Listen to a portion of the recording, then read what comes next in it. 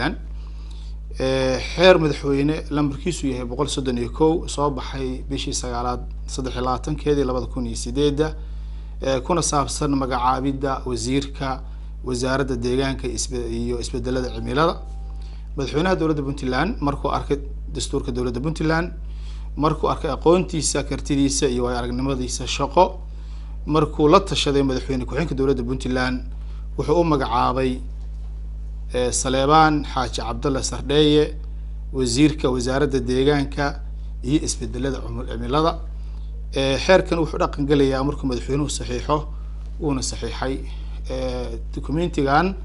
wareegtada maanta waxay ka soo baxday xafiiska madaxweynaha waxaana lagu magacaabay wasiirka deegaanka iyo isbedelada cimilada waxaan kaloo rabaa inaan la wadaago shacabka Puntland iyo miidiyaha warqad uu wasiirkii hore qoray wasiir Cali Cabdullaahi oo uga hadlayay arrimo eeda ah oo ku eedeynaya 3 mashruuc oo warqada uu ku qoray baan waxaan doonayaa inaan faahfaahin ka siiyo shacabka Puntland iyo miidiyahaba midda koowaad oo uu ka hadlay wasiirku ahaa mashruuca JICT ay waday oo ahaa wadadii Garowe Gaalkacyo ama Jalam Xarfo wadadaas waxaan horay dawladdu la wadaagtay marxaladii ay soo martay iyo meesha hadda ay marayso inuu is wadada fashilmin isla markaana warqad si qaldan ay u qoreen JICT-ku dawladda Puntland iyo EU-dan ay ka wada hadleen mashruucaasna hadda yartan qaybtiisa labaad uu u gudbay miidiyahana aan ka xaynay oo u geynay muxuu ahaa wadada isku xirta Xarfo Burtinle oo hadda lagu bilaabay laamigii si dadku u arkaan xaqiiqda saxda ah mashruucaas marka wasiirku wuxuu ka soo galay oo kaliya oo ka quseeyay maadaama isagu uusan ahayn wasiir hawlo guud mashruuca waxa la socday 5 ceel baa la socday 3 laamiga la marinayo iyo 2 ka leexsan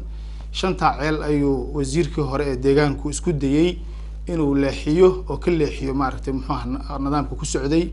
oo u bedelo dhaaman biyood arintaas ayaa madaxweynuhu ka diiday saa awgeed xaqiiqda ka jirta muxuu ahaa wadadaasi oo wasiirkana ka soo gashay muxuu ahaa waa inta sababtoo waxaad fahmi kartaan wasaaradda deegaan iyo wadada inaan waxba iska gelin waxa kale oo warqada ku jirtay oo wasiirku ka hadlay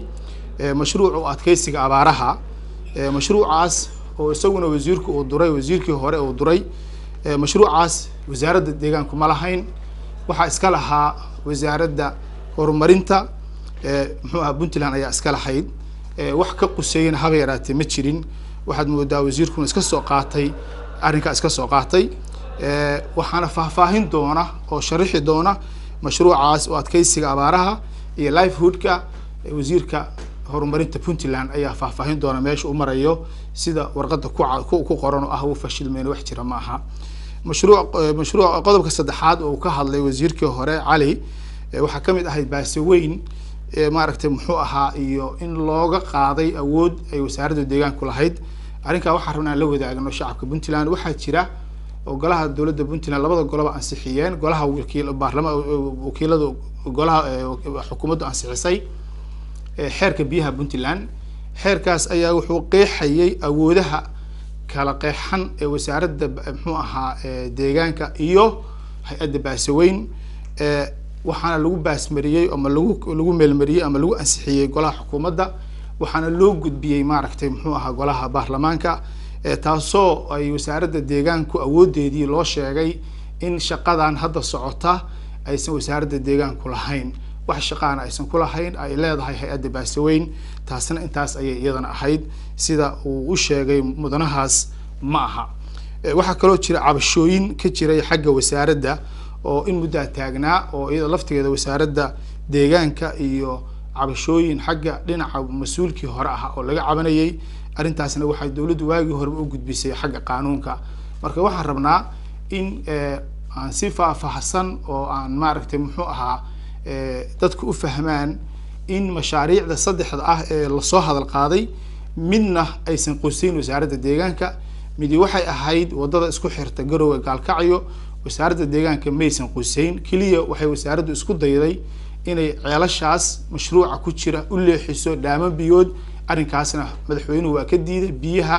ceelasha ayaa u muhiimsan Puntland ayaa si toos loogu sheegay arrinta labaadna oo ah arrinta adkeysiga abaaraha iyo livelihoodkana wasaaradda horumarinta ayaa iska leh maba leh wasaaradda deegaanku sida hadda uu mas'uulka hore usoo qaatay u xusay ma fahmayno arrinta baasaweyn oo iyadana ku cad dokumentiga soo baxay iyadana xeerka biyaha Puntland ayaa lagu qeexay awoodaha oo loo sheegay wasaaradda deegaanka inaysan wax faragelin ku lahayn xagga maaragtay muxaashaqada hay'adda muxuu ahaa hay'adaha madaxa bannaan ee Puntland ma aha kuwa madaxweynuhu madaxtooyadu toos u hoos tagaan laakiin waxay leeyihiin shuruuc iyo awoodo ay meel mariyeen golaha baarlamaanka Puntland waxaan rabnaa arrintaas oo faahfaahsan inaan shacabka Puntland la wadaagno aad baad u mahadsantihiin wassalaamu calaykum waraxmatullaahi wabarakaatuh